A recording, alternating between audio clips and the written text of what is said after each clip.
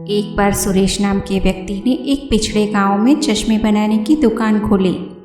वह गांव में घर घर जाकर लोगों से जानने लगा कि कहीं किसी को देखने या पढ़ने में कोई समस्या तो नहीं है। जैसे ही कोई बताता कि उसे पढ़ने में परेशानी होती है, सुरेश तुरंत ही उसको मुफ्त में आंखों के चेकअप करने के लिए अपनी दुकान पर आने का आमंत्रण दे देता। पूरे गांव में घूमने के बाद सुरेश को समझ में आया कि गांव में अधिकतम लोगों को पढ़ने में दिक्कत हो रही है। सुरेश मन ही मन बहुत खुश हुआ कि इतने लोगों का चश्मा बनाकर वह अच्छे पैसे कमाएगा।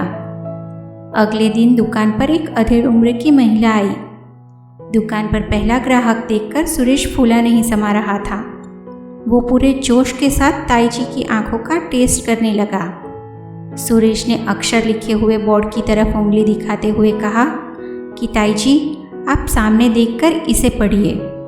ताई जी पहले तो काफ़ी देर तक ध्यान से देखती रही, फिर बोली, ना बेटा, मुझसे ना पढ़ा जा रहा। सुरेश ने दूसरा लेंस लगाकर फिर से वही प्रश्न दोहराया। ताई जी ने इस बार भी वही जवाब दिया। सुरेश एक के बाद दूसरा लेंस लगाता रहा, लेकिन ताई जी का जवाब वही रहता। धीरे धीरे सुरेश ने दुकान में उपलब्ध सभी लेंस ताई जी पर ट्राई कर लिए, लेकिन ताई जी थी कि टस से मस नहीं हुई। अब सुरेश का दिमाग चकराने लगा। सुरेश ने ताई जी को कल फिर आने को कहकर भेज दिया। ताई ने जाते समय फिर से पूछा, कल पक्का मैं पढ़ पाऊंगी ना? सुरेश ने भी कहा, हाँ ताई जी, क्यों नहीं। ताई जी के जाने के बाद सुरेश अपना सिर पकड़कर बैठ गया कि ऐसा कौन सा नंबर है ताई जी की आंखों में जो मेरे पास नहीं है। शहर जाकर वो कुछ और बेहतरीन क्वालिटी के लेंस खरीद कर लाया। अगले दिन ताई जी फिर दुकान पर आई।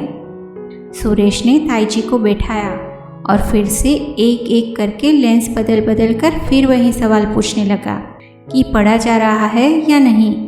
आज भी ताई जी हर बार ना में सिर हिला देती। अंत में सुरेश ने हाथ जोड़कर ताई जी से कहा, मुझे माफ़ कर दो ताई जी, मेरी दुकान में ऐसा कोई चश्मा नहीं है जिससे आप साफ साफ पढ़ सके। सुरेश को हताश परेशान देखकर ताई जी बोली, कोई ना बेटा, दिल छोटा मत कर। इतने साल स्कूल में टीचर मुझे पढ़ना ना सिखा पाए तो तेरा ये चश्मा एक दिन में कहाँ से सिखा देगा। ताई जी की बात सुनकर सुरेश को समझ में ही नहीं आया कि वो क्या बोले, और वो अपना माथा पीटता हुआ बैठ गया। कहानी आपको पसंद आई हो तो कहानी से जुड़े आपके अभिप्राय कमेंट सेक्शन में ज़रूर लिखिएगा।